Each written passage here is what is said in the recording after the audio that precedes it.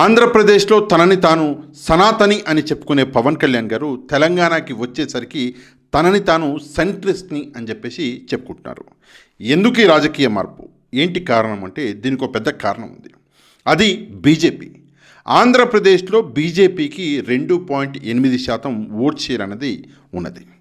అందుకే బీజేపీ అక్కడ ఎదగడం చాలా కష్టం. ఆ 2.8%లో కూడా అందరూ దాదాపు బీజేపీలో ఉన్నవాళ్ళు చంద్రబాబు నాయుడు గారి మనుషులే. ఆయన చెప్తే ఇప్పటికిప్పుడు పార్టీ ఖాళీ చేసి వచ్చేస్తారు. కాబట్టి ఆంధ్రప్రదేశ్లో బీజేపీ ఎదగడం కష్టమని గ్రహించిన బీజేపీ అక్కడ పవన్ కళ్యాణ్ని సనాతని అని చెప్పేసి రాజకీయాలు చేయమని ఆదేశాలు ఇచ్చింది.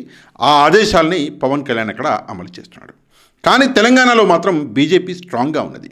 దాదాపుగా 13% పైగా తెలంగాణలో బీజేపీకి ఓటు బ్యాంక్ ఉంది. ఇక పార్లమెంట్లో అయితే డైరెక్ట్గా 30% ఓటు బ్యాంక్ ఉంది.